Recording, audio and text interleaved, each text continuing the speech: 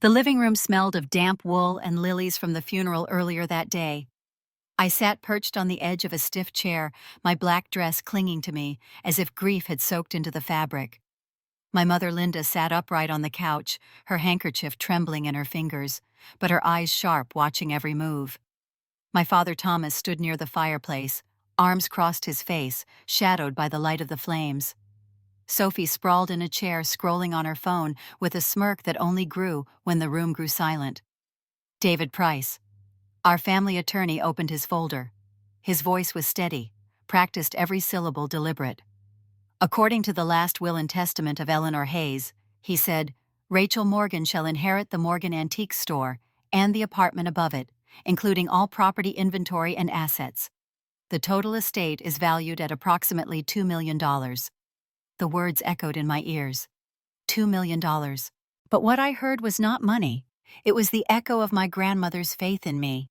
I had spent years by her side in that shop, cataloging antique books, polishing clocks, listening to her tell me the stories behind every piece. She had chosen me not out of favoritism, but because she trusted I would keep the legacy alive. Silence stretched through the room, until my mother's voice cut like a blade. That cannot be all, she said. Surely the estate is to be divided. David looked at her evenly. Mrs. Hayes was very clear. She wanted Rachel to take full ownership. Sophie snapped her phone shut and laughed. Of course she did. Rachel always gets everything. Poor me left with nothing again. Her tone dripped with mockery. My mother leaned forward, her voice rising, though her hand still clutched the damp handkerchief. Rachel, you cannot expect your sister to walk away with nothing when there is so much. You will give her half. $1 million at least. You owe that to this family. My stomach twisted. Mom, this is what Grandma wanted. She wanted me to have the store because I worked with her. She trusted me. Sophie's smile turned vicious. Or maybe you pushed her into it. Maybe you whispered in her ear, making her believe you were the perfect little granddaughter while the rest of us were living real lives. Heat rushed into my face. You barely visited her, Sophie. You were too busy showing off on social media while she sat alone in that shop. My father's voice shook the air. Enough. His eyes bore into me, cold and unyielding. Rachel, your mother is right. You will share. Family must come first. I stood, my hands trembling, but my voice steady. No, I will not. This was Grandma's wish, and I will not betray it. My mother gasped, pressing her hand to her chest, her tears quick to fall. After everything we have done for you, after all our sacrifices, this is how you repay us. Sophie leaned back in her chair, smug satisfaction on her face. Look at her clutching a pile of antiques like it makes her important. The fury inside me flared, but beneath it was an old wound that never seemed to heal.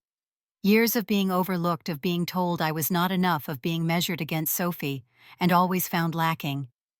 Now they wanted to strip me of the one thing that was mine, the one thing my grandmother had entrusted to me.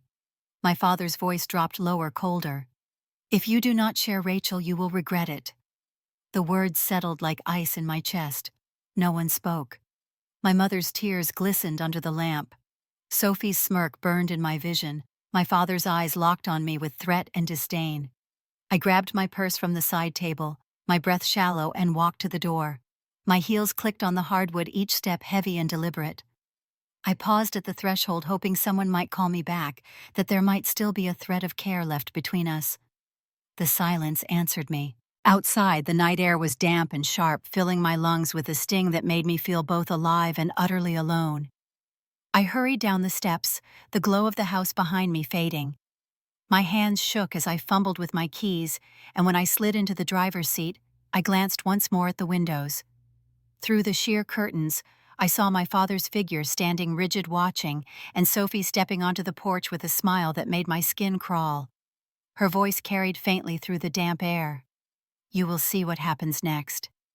I turned the ignition headlights, cutting through the mist, and drove into the night with a chill crawling up my spine, knowing their fight had only just begun. The next morning, I unlocked the door to Morgan Antiques, and the familiar scent of polished wood and old paper wrapped around me like a shield. For a few quiet minutes, it felt almost normal. I turned on the lights, straightened a stack of leather-bound books, and tried to believe that the storm of last night could be left behind. Customers trickled in throughout the day. Some offered small smiles, a few gave sympathetic nods, and I clung to those gestures like lifelines. My grandmother's friends from the neighborhood stopped by to say how proud she would be. Their words steadied me, reminding me that the store still had a heart that beat beyond the walls of my parents' house. By the second week, whispers began to creep in. A couple standing by the display case of silver candlesticks asked if it was true that the will was contested. An older man leaned across the counter, lowering his voice as if sharing gossip. "They say you tricked your grandmother, that she never meant for you to have it all." My chest tightened, but I forced a polite smile and told him the truth, that Eleanor had chosen me, that the papers were clear. He shrugged, unconvinced, and walked out without buying a thing. The phone began to ring constantly. At first I thought it was customers, but more often it was voices dripping with anger. Strangers calling me a thief, a liar, a selfish child. Some hung up after spitting out their insults, others lingered to gloat. I started letting the answering machine take it, but the messages piled up, and each one felt like a stone stacked on my back. One afternoon, Emily, my only employee, found me sitting behind the counter with my head in my hands. She placed a cup of coffee beside me and whispered that Sophie had posted another video online accusing me of forging documents. Thousands of people had watched it already. I closed my eyes, the sound of her voice ringing in my ears. Sophie had always craved attention, and now she had found the perfect stage. It did not take long for the rumors to spread further. Evergreen Antiques, a rival shop only a few blocks away, seemed to pounce on the opportunity. Flyers appeared around Capitol Hill suggesting that Morgan Antiques was embroiled in a scandal. Their owner, a shrewd man named Peter Lawson, gave an interview hinting that my store's reputation was compromised. The words stung, because I knew exactly what he was doing. In this business, reputation was everything, and he was cutting me off at the knees. I tried to fight back the only way I knew. I kept the store spotless, arranged the windows with care, and greeted every customer with calm politeness, no matter how suspicious their eyes looked. I told myself the truth would stand on its own. But at night, when the doors were locked and the city grew quiet, doubt crawled in like a draft under the door. My phone rang one evening while I was closing up. I saw my mother's name flash on the screen and hesitated before answering. Her voice was soft at first, broken with tears. "Rachel, you know your sister is hurting. You know this family is being torn apart. Please just give her half. Think of me if you cannot think of her. Do this for your mother." Her words twisted inside me. It was not a request. It was a plea soaked in guilt. The kind of plea she had perfected over the years. I could almost see her sitting at the kitchen table with her head bowed, waiting for me to cave. But this time, something hardened in me. "No, Mom," I said. "I will not give in. This is not about love or family. This is about respect for Grandma's wishes. And if you cannot see that, then I cannot keep having these conversations." I ended the call before her silence could pierce me. Then I blocked her number. The next morning, a man I had never seen before walked into the shop. He looked around with exaggerated curiosity before leaning on the counter. "You should be ashamed," he said loudly enough for the other customers to hear. "Taking advantage of an old woman like that." His words sliced through me, but I refused to flinch. I asked him to leave. He laughed and walked out, but the damage was done. The other customers followed him with wary eyes, their interest in the antiques evaporating. By the end of the week, the tension felt unbearable. Emily tried to reassure me, but even she admitted that business was slowing. The gossip was spreading too fast. That was when Grace, my oldest friend who now worked as a reporter, stopped by after hours. She sat across from me at the counter, her notebook on her lap. "Rach," she said gently, "you need to prepare yourself. Word is that a local paper is running a piece tomorrow." I felt my heart stumble. "What kind of piece?" She hesitated before answering. "About the will. About you. They have been talking to people and not the right people." I could barely breathe as I imagined the headlines. My grandmother's name dragged through mud, my own reputation shredded. I stayed in the shop long after Grace left, sitting in the dim light with only the ticking of the grandfather clock for company. The next morning, my worst fear materialized. A stack of newspapers sat outside the coffee shop down the street, the bold headline screaming across the front page. Seattle heiress accused of faking will. I stood frozen on the sidewalk, the paper in my hands shaking. Strangers passed by, some glancing at me with recognition, others whispering as they moved along. The words blurred as tears burned in my eyes. I folded the paper and walked back toward the store, each step heavier than the last. The city around me seemed louder, harsher, as if it too had turned against me. And as I reached the shop door, I noticed a small group gathered across the street, their eyes fixed on me, their voices low but sharp. My pulse quickened, because in that moment, I knew this was no longer just whispers. It was war, and the battle was about to spill far beyond the walls of my grandmother's store. My mother's invitation came 2 days after the newspaper headline. She called from a number I did not recognize and left a message that sounded both commanding and fragile. Family dinner Sunday at 6. Everyone expects you there. I almost deleted it without replying, but a part of me wanted to face them to see their eyes when they spoke lies about me in public. On Sunday, I drove to my parents' house in the northern part of Seattle, my hands gripping the steering wheel until my knuckles ached. The driveway was already lined with cars, and through the window I could see silhouettes moving in the dining room.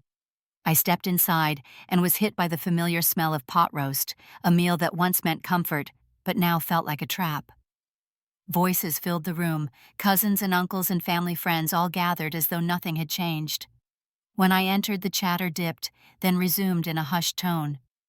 Sophie was the first to notice me. She stood by the table in a silk blouse the color of champagne, her hair perfectly styled, her smile cold. Well, look who finally decided to show up. The prodigal daughter. I ignored her and greeted my aunt with a quick hug, but the tension in the air was thick enough to choke on.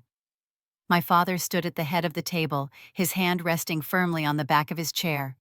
His eyes met mine, steady and unblinking, and I knew he would not protect me tonight. We sat down to eat. Plates clattered, silverware scraped, and conversation skirted carefully around the obvious. Then Sophie set down her wine glass with a deliberate clink. "I suppose we should address the elephant in the room," she said, her voice loud enough to silence everyone else. "My dear sister inherited $2 million worth of property and refuses to share a single penny." All eyes turned to me. My throat went dry, but I forced myself to sit tall. "That is not true," I said. "Grandma left me the store because I worked with her. It was her decision. The will is legal and binding." Sophie laughed, sharp and cruel. "Legal maybe, but moral not so much. Do you all know she is letting the family name drown in scandal while she clings to antiques like they are treasure chests of gold?" My mother's eyes brimmed with tears. She shook her head as though the weight of it all was too much. "I raised you better than this, Rachel. I gave my life to this family, and all I asked was that you think of your sister." Her words cut deep, guilt sharpened like a blade. Around the table, whispers rose, cousins leaning toward each other, judgment flickering in their eyes. My father finally spoke, his voice calm but firm. "Sophie is right. You are tearing this family apart." I felt the walls close in. Anger boiled in my chest, and I slammed my fork down. Enough. This was Grandma's choice, not mine. She trusted me not because I begged her, not because I tricked her, but because I showed up. Week after week, year after year. While Sophie was busy chasing attention, I was there. Do not twist this into something it is not. The room went silent, except for the ticking of the clock in the hallway. My words hung heavy in the air, but instead of relief, I felt isolation. Their faces blurred together, disapproval and pity mingling. I realized they would never believe me, not when Sophie had already painted her picture so vividly. Dinner stumbled on after that, but no one truly spoke to me. My plate went cold. When it was over, I pushed back my chair and stood, my heart hammering. "I cannot keep doing this," I said. "If you all want to believe lies, that is on you. But I will not sit here and be your villain." No one tried to stop me. I walked out into the night, the sound of their murmurs following me down the hall like a shadow. The chill of the air hit my face as I stepped onto the porch. My hands shook with rage, but beneath it was a steady resolve. My grandmother's voice whispered in my memory, reminding me that strength meant standing firm, even when alone.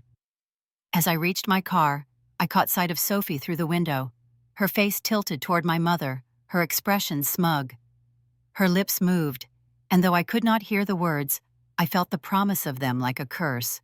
She was not finished, not by far. A week later, I was driving home from the shop when the glow of orange light flickered against the night sky in the direction of my parents' house. I slowed the car, my chest tightening, and rolled down the window. The smell of smoke carried on the damp air. By the time I pulled onto their street, the glow had faded, but the scent was stronger. Their house sat still and quiet, only a thin trail of smoke escaping from the chimney. Mrs. Caldwell, their neighbor across the street, was standing in her yard, with her arms folded, shaking her head. She noticed me and walked over. "I saw them at it again," she said. "Your father and Sophie right there by the fireplace. A stack of papers this thick." She held her hands apart for emphasis. They lit it all up. I could see the flames from my window. My stomach turned cold. I thanked her and hurried back into my car. As I drove away, the image haunted me, paper curling and blackening in the fire, inked words disappearing into smoke. The thought clawed at my mind. Had they destroyed the original will? The next morning, I went to see David Price. His office was on the 12th floor of a gray building downtown, the kind of place where everything smelled like coffee and carpet cleaner. He listened carefully as I told him what the neighbor had seen. His expression stayed calm, but his jaw tightened. "Rachel," he said, "the original will may have been kept in the safe at your grandmother's house. If they had access, it is possible it is gone now." The room tilted slightly as dread washed over me. "So it is destroyed. That means everything is gone." David leaned forward. "No. Remember, I keep certified copies of all executed wills in my files. I have a notarized copy of your grandmother's last will. Even if the original has been burned, the copy holds the same legal weight in court. They cannot erase her wishes with a match." Relief hit me so hard, I had to grip the edge of the desk. "Thank God," I whispered. Still, David added, "This tells us they are willing to go to extremes. You need to be prepared. They may try something else." His warning rang in my ears all the way back to Capitol Hill. I opened the shop and tried to distract myself by rearranging a display of porcelain vases, but my phone buzzed with a new email notification. I unlocked it and froze. Attached was a scanned document. A will. Not my grandmother's, but one claiming that Sophie was to inherit half the estate. The message had no greeting, only 3 words typed in bold. "The truth surfaces." My hands shook as I scrolled. The signature at the bottom looked like Eleanor's, but I knew my grandmother's handwriting. This was a forgery, clumsy but dangerous.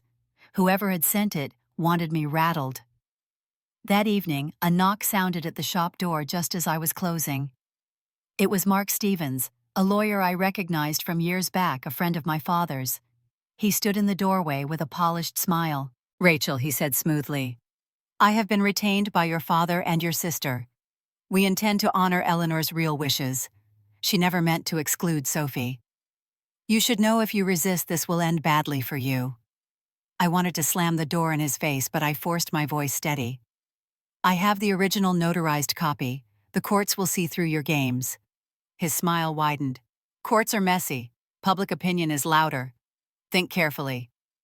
Then he turned and walked down the street, his briefcase swinging at his side. I locked the door, my hands trembling. Emily looked at me with wide eyes. What did he want? "Trouble," I muttered. "More trouble than we can handle." Later that night, when I finally got home, I opened my laptop to find another message waiting. This one had no attachment, just a single line in the subject heading. "If you do not give Sophie her half, your precious shop will burn to the ground." The words blurred as my vision swam. It was no longer just threats whispered behind doors or articles in the paper. This was direct, personal, dangerous. I closed the laptop slowly, my pulse pounding in my ears. For the first time, I wondered if keeping my grandmother's legacy alive would cost me more than I was prepared to pay. And yet, as I stared into the darkened window, I felt a spark of defiance rise in me. If they wanted war, they would have it. Still, I could not shake the fear that this time the flames would not be confined to a fireplace. It happened on a Saturday night, when the streets were quiet and the air hung heavy with the smell of rain. I had stayed late at the shop with Emily, going through boxes of books that had just arrived from an estate sale. The lamps glowed warm against the glass, and for a little while the storm outside felt far away. We were laughing about a note scrawled in the margin of an old novel, when the faintest whiff of smoke reached my nose. At first I thought it was the heater, but then Emily's head snapped up. "Do you smell that?" I rushed to the front door and pulled it open. A wave of smoke curled inside, thick and acrid. Across the street, people were shouting. Then came the roar, a low and terrifying sound as flames erupted along the side wall of Morgan Antiques and Loft. In seconds, fire licked up the wood, catching the awning, racing toward the roof. Emily screamed and grabbed my arm. "We have to get out." I pushed her toward the back stairwell, my eyes burning from the smoke. The antiques around me blurred into shadows and sparks. My grandmother's collection, the artifacts she had spent a lifetime finding, all of it seemed to glow before turning black. We stumbled out into the alley, coughing and gasping for air. My lungs felt seared raw. Behind us, the fire spread fast, glass shattering as the heat forced the windows to burst. Sirens wailed in the distance, growing louder by the second. I clutched Emily as firefighters poured onto the block, pulling hoses, shouting orders. I stood there barefoot on the wet pavement, my shoes left inside, watching as decades of history vanished into flame. The crowd grew quickly. Neighbors whispered, some with hands over their mouths. And then someone pointed across the street. "Look at the camera," they said. I turned to see the owner of the pharmacy next door, a small man with anxious eyes waving toward the security monitor in his store. I followed him inside, the air still thick with smoke, and on the grainy footage my worst fears came to life. There they were. My father, Thomas, his tall frame unmistakable even in the dim light, and Sophie beside him, pacing nervously, glancing up and down the street. Minutes later, the flames bloomed on the edge of the recording. My knees buckled. Emily caught me before I hit the floor. The fire raged for hours, and by dawn there was nothing left but blackened beams and piles of ash. The air reeked of smoke and ruin. I walked through the wreckage with a firefighter at my side, his boots crunching over charred glass. He shook his head and said quietly that there was no saving it. The building was a total loss. My grandmother's oak desk, the wall of photographs, the first editions we hunted together, every piece was gone. That morning, Grace Wilson appeared, her notepad tucked under her arm, her face pale with shock. She wrapped me in her arms and whispered fiercely, "Do not let them win. Fight them with everything you have." Her words broke through the fog in my head. All night I had felt hollow, as if the flames had burned straight through me. But now the hollow space filled with something else. Anger. A steady burning anger that matched the smoldering ruins at my feet. Detectives arrived by afternoon, questioning me and Emily separately, gathering statements from neighbors. When the footage from the pharmacy was handed over, one of them looked at me with a grim nod. "This is strong evidence," he said. "We will investigate your father and your sister." I went home that evening with soot still clinging to my hair and clothes. The phone rang endlessly, reporters wanting a statement, relatives whispering their shock or their condemnation. I ignored them all. Instead, I sat at my kitchen table, staring at the photograph of my grandmother that had survived only because I kept it at home. Her eyes seemed to hold mine, calm and steady. That night, I wrote down everything I knew, every call, every threat, every memory of their hostility since the funeral. When I finished, the decision was clear. I would take it all to court. No more hiding, no more hoping they would come to their senses. I called David Price first thing the next morning. My voice was steady as I told him I wanted to press charges against my father and Sophie for arson and fraud. There was silence on the line, then he said, "Good. It is time." As I hung up, a sharp knock rattled my door. I froze, my heart thudding. Emily had promised to stop by later, but it was too early for her. The knock came again, louder, insistent. I walked toward it slowly, fear and defiance rising together, wondering if the fire was only the beginning of what they were willing to do. When I opened the door that morning, it was not my father or Sophie standing there, but two detectives in plain clothes. Their expressions were grave, their questions sharp, and by the time they left, I knew the investigation had reached a turning point. Within weeks, formal charges were filed. The trial was scheduled for late summer at the King County Courthouse in downtown Seattle. The morning of the hearing, I walked up the courthouse steps with David Price at my side. The sun glared off the glass doors, and reporters crowded the entryway shouting my name, shoving microphones forward. Flashbulbs popped. My knees threatened to buckle, but I kept my chin high, clutching my grandmother's locket in my fist as I pushed through. Inside, the air was cooler, the marble floors echoing each step, until we entered the courtroom. My father sat at the defense table, hair-trimmed, neatly gray suit, pressed, looking every bit the respectable banker he once had been. Sophie was beside him, polished in a tailored dress, her eyes darting anywhere but mine. My mother sat in the gallery, black shawl over her shoulders, her face drawn. Mark Stevens, their lawyer, shuffled his papers, with the confidence of a man who believed he still had control of the narrative. Judge Caroline Ellis entered, tall and commanding in her robe, her voice firm as she called the court to order. The prosecution laid out the evidence first. Grainy footage from the pharmacy camera showing my father and Sophie lurking near the store minutes before flames erupted. Witnesses describing threats made against me. Then David presented the forged will that had been circulated.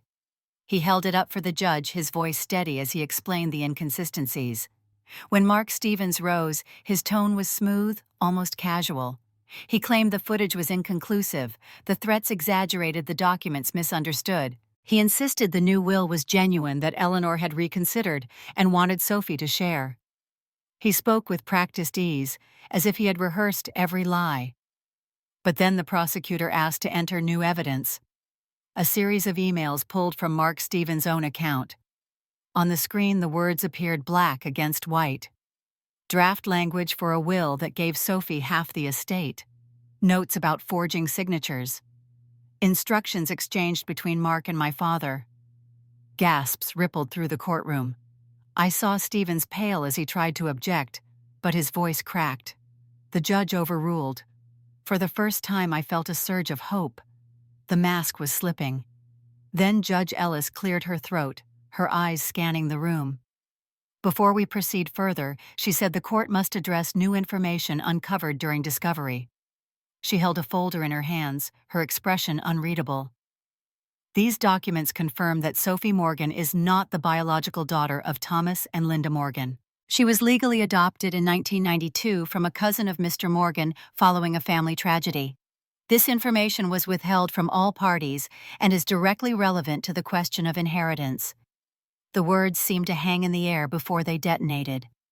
My mother let out a cry and collapsed against the bench, sobbing uncontrollably. My father sat rigid, his face drained of color, his eyes fixed on the table. Sophie stared at the judge, her mouth open, her hands gripping the edge of the desk, as if it were the only thing keeping her upright. "That is a lie," she screamed finally, her voice shrill. "That is not true. They are my parents. You cannot say that." She tried to rise, but the bailiff pressed her back into her chair. The gallery erupted, relatives whispering, reporters scribbling furiously, cameras clicking.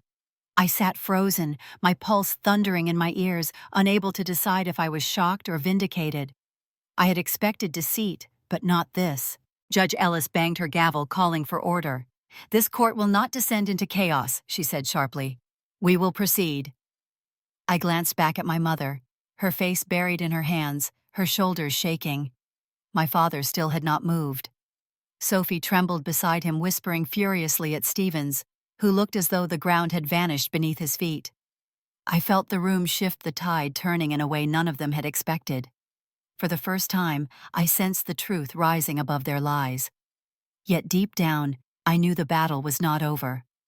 A verdict had not yet been given, and desperate people could still do desperate things.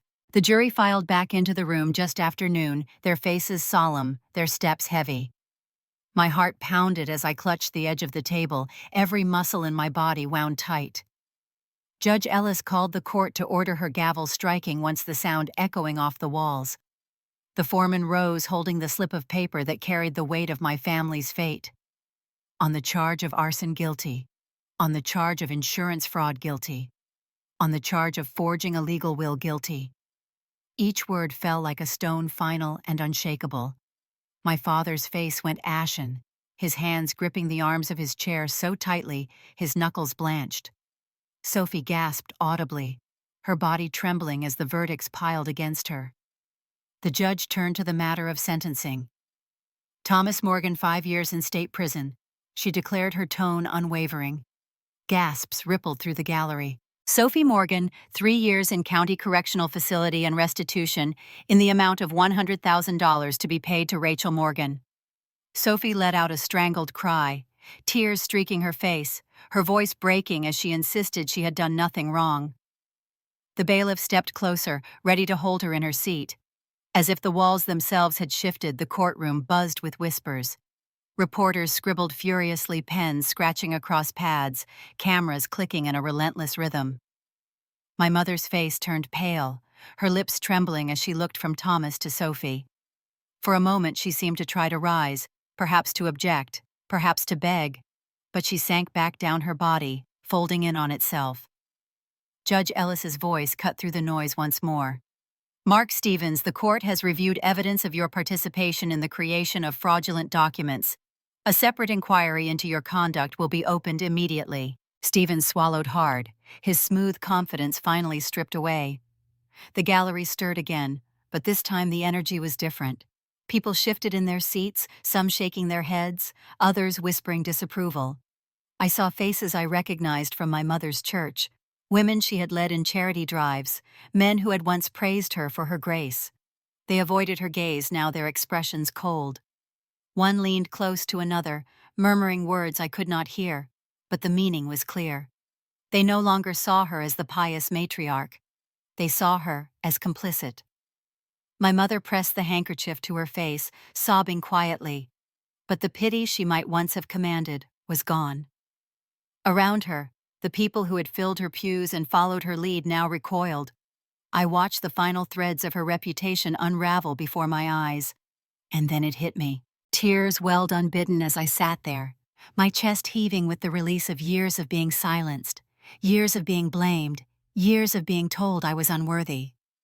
For the first time in my life, the scales tipped in my favor. For the first time, justice was not just a word whispered in frustration, but a reality I could feel in the air around me. When the bailiff moved to escort my father from the courtroom, he kept his head low, refusing to look at me. Sophie followed moments later, her sobs echoing down the hall as she was led away. My mother remained on the bench, her shoulders shaking, the people who once admired her now staring with thinly veiled disdain. I wiped my cheeks, my vision blurred by tears, and breathed in the heavy silence left behind. My grandmother's locket rested warm against my chest, and I felt as though she was there beside me, steadying me. This was not triumph, not joy, but a vindication that settled deep into my bones. I rose slowly, my legs weak, and turned to leave. As I passed through the gallery, eyes followed me, some filled with sympathy, others with curiosity. Outside the courthouse, the air was crisp, the sky a pale blue washed clean by the morning's rain. Reporters shouted my name, their cameras flashing, but I barely heard them. For the first time since my grandmother's death, I felt something like peace. Yet as I walked down the steps, the weight of what lay ahead pressed into me. The battle in court was over, but my family was shattered, and the ruins of Morgan Antiques still lingered in my memory. The verdict had brought justice, but not closure, and I knew I still had choices to make about the life I wanted to build from the ashes. When the dust settled and the courtrooms emptied, I sat at my kitchen table with a stack of forms, a calculator, and the photograph of my grandmother watching over me. The restitution Sophie was ordered to pay would not be enough to rebuild the shop alone, but combined with a small business loan and donations that had trickled in from neighbors and loyal customers, I realized I could start again. It would never be the same as the original, but perhaps it did not need to be. The following months were a blur of blueprints, contractors, and long nights spent poring over design sketches. I chose a space just 3 blocks from the ashes of the old store, a wide corner lot with tall windows and exposed brick. I wanted light to pour in. I wanted people to see from the street that history could live alongside modern beauty. I signed the lease with a steady hand, my heart thudding, as if I were writing a new chapter in ink that could not be erased. The community showed up in ways I could not have imagined. Customers who once browsed quietly now brought coffee and sandwiches for me and the workers. Grace wrote a piece about resilience in the Seattle Chronicle, framing the rebuild not as scandal, but as rebirth. Emily stayed by my side sorting shipments, helping me clean even painting walls when the budget ran thin. For the first time in months, I felt a current of hope strong enough to carry me forward. By spring, the sign went up. Eleanor's Legacy.